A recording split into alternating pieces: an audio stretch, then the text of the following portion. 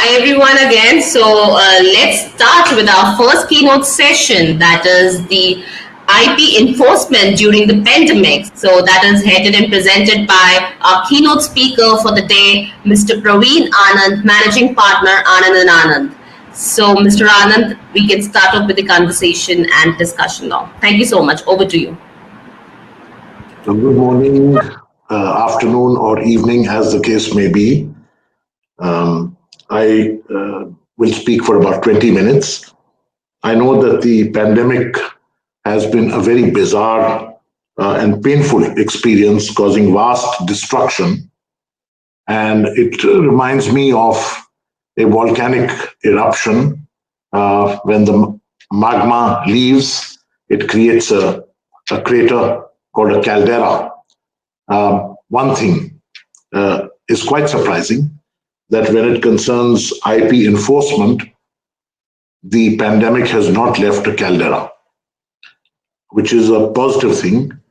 And the theme of this morning's presentation is to highlight some of those very positive features which have come out of the last 5 months of our IP enforcement experience in India.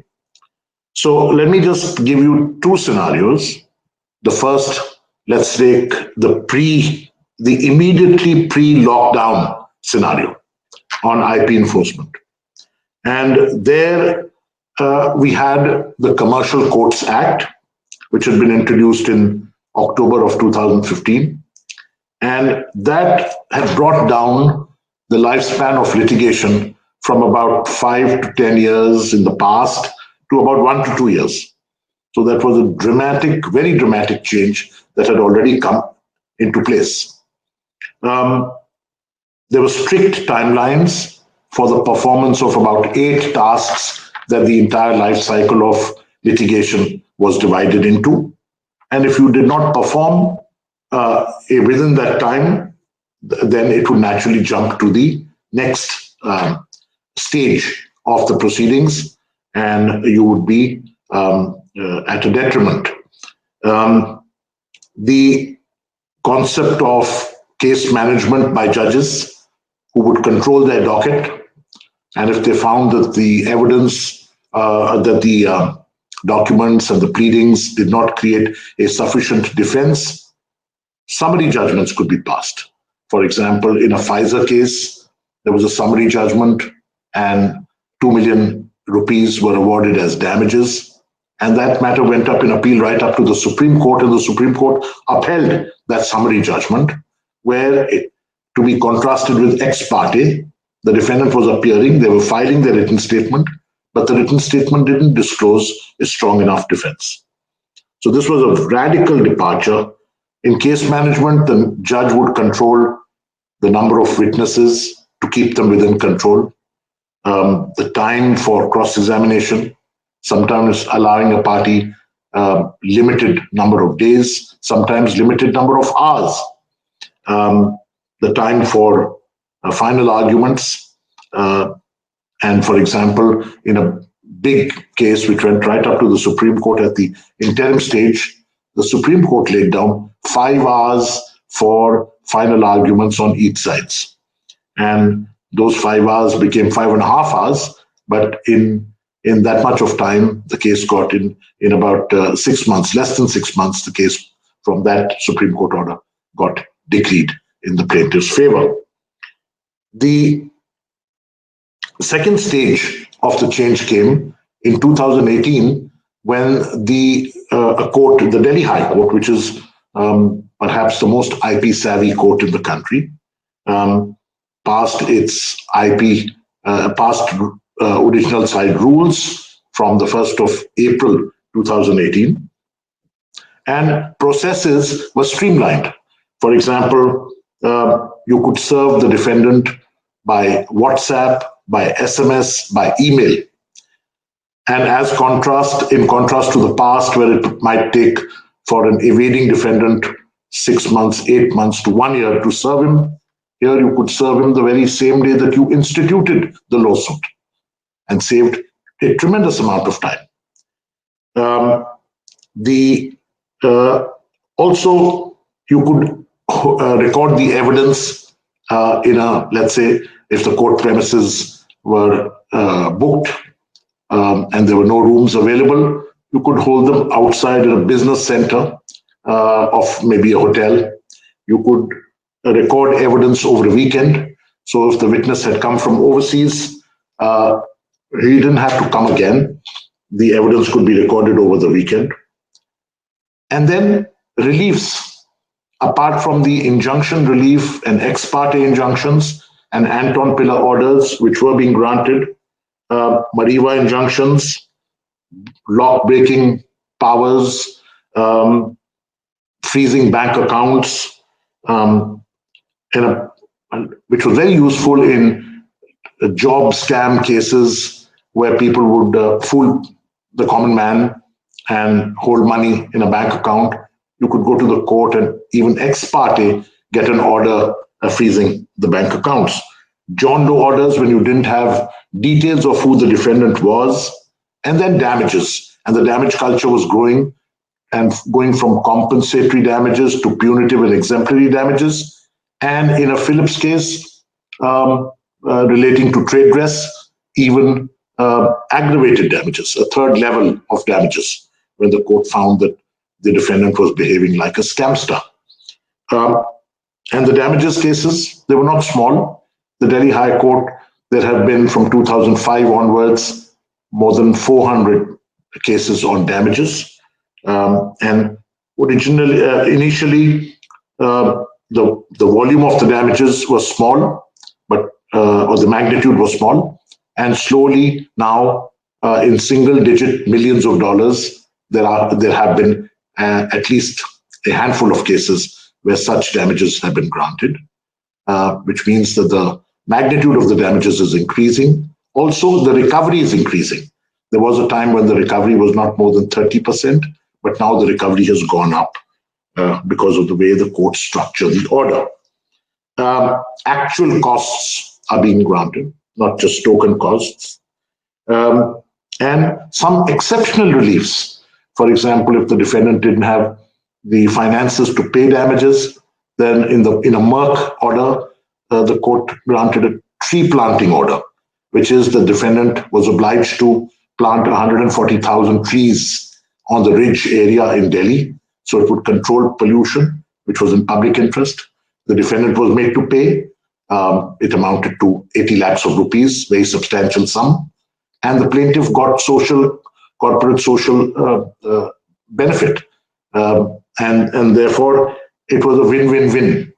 And Hermes had a case where somebody had violated the brand by disparaging it.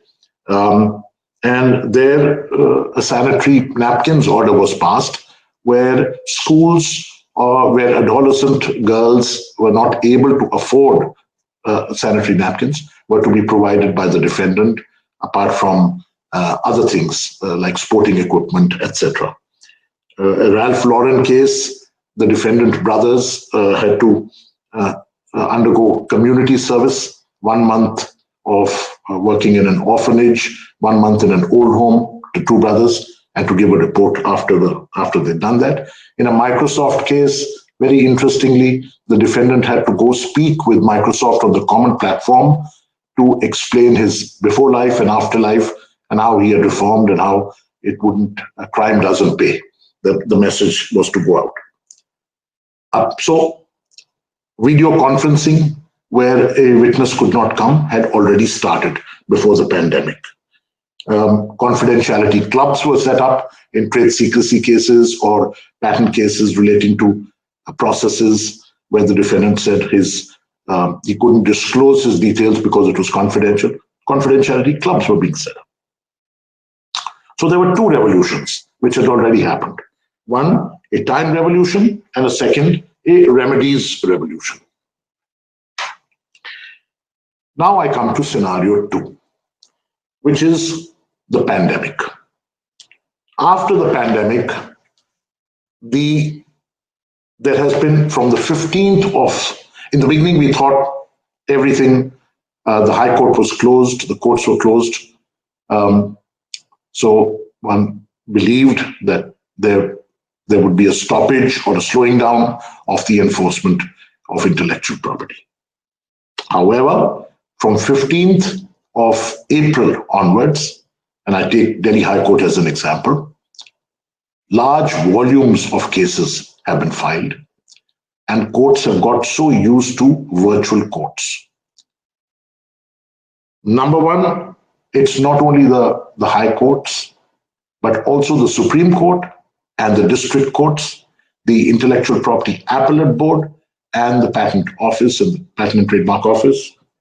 All of them, all the fora, have had the benefit of virtual courts, which means everybody has got skilled enough to take these matters to their logical conclusion. In fact, last week, I appeared in a court in Karnataka, Dharwad branch of a court in Karnataka, in a patent matter, which I would have normally not been able to do due to pressures at home. But without a physical appearance, I was able to do that. So not just super urgent matters, which was the initial lot, but it transitioned to urgent matters, and now normal matters are also being taken up by the courts. The other advantage is that the clients can join from all over the world. In a lot of our hearings, the overseas clients are able to watch the proceedings and provide you with better inputs and better analysis of what happened. And so that's been a great boon. Judges can go beyond 4:30, which is the court working hours. So for example, today, a matter before one of the High Court judges, I was waiting till 6 o'clock when the matter was called out because it hadn't reached. So in another matter a few days ago, a matter relating to Mobla, an injunction was granted at about 6 o'clock in the evening. So the time and the space barriers have broken down, and that has worked, at least as yet, to the benefit of intellectual property enforcement. Then there is a group of lawyers or professionals who do not have access to virtual courts. Now, that's provision has been made for physical courts on some days of the month for them, but that also has an effect. The effect is that there is therefore lower filing and therefore lower pressure on judges. And because of lower pressure, they're able to hear cases in greater detail. There are more hearings taking place, more disposal taking place. Shorter dates are being given, and there's less interjection in the middle of the case because of connectivity issues. Everybody is supposed to speak in their turn, and so the hearing goes on smoother. Arguments are much shorter. That's expected of you because of virtual courts. And the result is filings are shorter because there's only a 50 megabytes capacity for loading documents. So people are filing less documents, briefer arguments, quicker submissions. The result is that the output has gone up hugely. Then coordination was thought to be a great problem, but because screen sharing is allowed, your colleagues sitting at different locations are able to show the document to the judge while you're arguing, and that really helps in excellent coordination. And most judges encourage screen sharing. Apart from regular hearings, cross-examination of witnesses is also taking place. Mediation has started now through virtual courts. Pre-litigation mediation has also started, where if there is a private caucus required, then there's a waiting room in which one party can be kept waiting while the mediator has his consultations with the other party. In all, it has saved a lot of time as congested traffic would delay people. It would consume a lot of time. Some people would be traveling great distances, 2 hours a day. That kind of time people have started to save. Also in court, because time slots are given, therefore you roughly know that your matter will come between 3 and 4, as opposed to previous rosters where in the physical courts you wouldn't know that. It has also cut down on the cost of paper, so there's an environmental friendly issue here. The other thing is that learning has not been compromised in the least. In fact, you can attend any court, listen to arguments as you could in the physical courts, but now it's easier because you don't have to travel distances. You could attend, for example, to an argument in a Bombay High Court, which is an interesting argument. And so learning for students, and each one of us is a student, learning is not compromised. Filing was a challenge because earlier you had to supply documents by email to the court master, and they would then be made into a folder for the judge. Now there's an e-filing portal which has made it quite smooth. The other thing this has done is to force all the professionals, the lawyers, into learning newer digital skills. So people who were not familiar with Zoom, WebEx, and Teams, Google Duo, and Skype, Zoho, have now become familiar with those. And that also means opening up newer avenues on the internet and doing a lot of what they could not do earlier. Let's look at some drawbacks. Amongst the drawbacks, one major drawback is the fact that you have to necessarily serve an advance notice before an order when your case comes up for the first time, which means that in a counterfeiting case that could be a handicap. And there are some cases in which exemptions have been made, but that's a rule which needs to be kept in mind. And so that whenever there are cases where you're seeking some kind of a Anton Pillar order or the appointment of a local commissioner, you need to be careful about notice.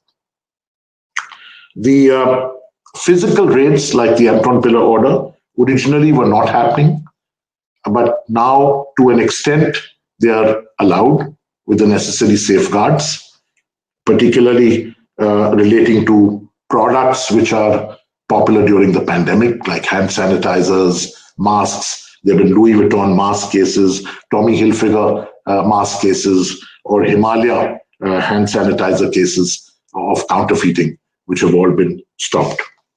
The trend of cases is, of course, as wide, as broad-based and diverse as it was in the past.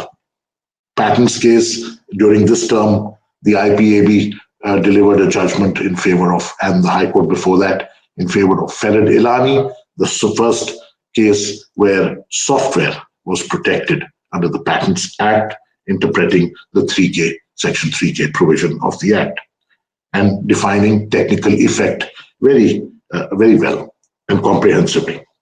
The pharmaceutical cases of AstraZeneca, Pfizer, Merck, and Bayer, where injunctions have been granted, and they've looked at complex issues, both at the suit level, at the writ level, and of course at the IPAB level and the Patent Office level.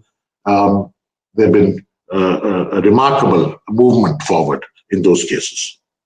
Some few SEP FRAND cases where some of the telecom companies have been involved, but those have been on the fewer side as at present.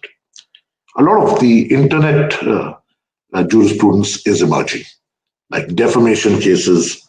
For example, there was a famous beer brand where somebody suggested that their employees micturate in beer, And of course, that was immediately stopped by the court. Amongst the drawbacks, of course, there is on a lighter side, there can be goof-ups. If people do not switch off their audio and video, and that happens all the time. And so you may have come across some of those goof-ups, which were widely publicized on the internet. There was a case when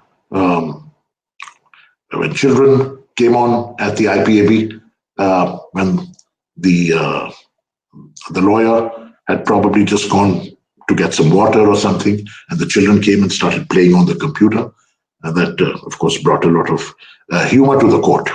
Or when dogs start barking in the background, or one where the husband asked the wife for a shirt. His video was, of course, off, but the audio was on, and that went booming in the entire courtroom, bringing a lot of laughter to the court. I think I'll stop at this stage. I'm not sure how my time is going, but I think I've made my 20 minutes. Thank you, Mr. Anand. Thank you, Mr. Anand, for the wonderful, presentation and discussing about the IP enforcement during the pandemic. So it was a wonderful and lovely comprehending about the same, and I'm sure audience would have imbibed.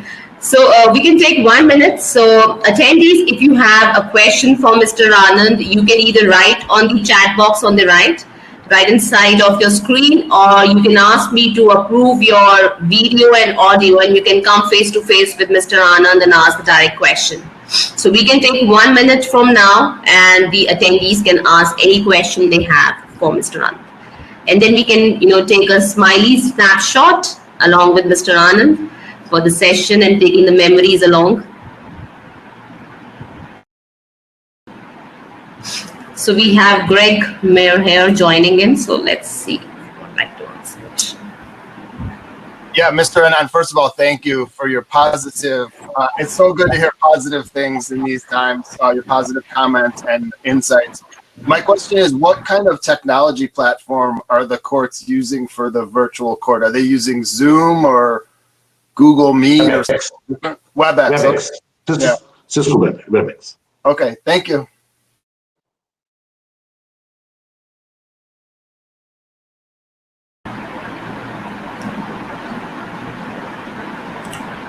All right, we have one more question from Mr. Amresh Kumar on the chat box, which says, what about the time taken for granting foreign filing license? So Mr. Anand, if you can answer it for him. Foreign filing license provision is under Section 39 of the Patents Act. And normally, these days, it should take about a week or 10 days to get that approval. It's a very quickly granted approval. That is, the provision says that you will file if there is an Indian resident, not national, but Indian resident, who is one of the inventors at the time of making of the invention, then you shall file the application, patent application, for the first time in India, or else file an application for approval from the patent office, and if approved, you will be entitled to file overseas first. If you do not get that clearance, then your India filing can be followed after a 6 weeks period. You can file the patent elsewhere in the world. And that's a strict provision because it's got criminal consequences. But the approval to file directly overseas without filing India first is a very quick one. It can be done within a week or 10 days. All right. I hope that, Mr. Kumar, you have got the answer for your question. So do we have any other questions for Mr. Anand?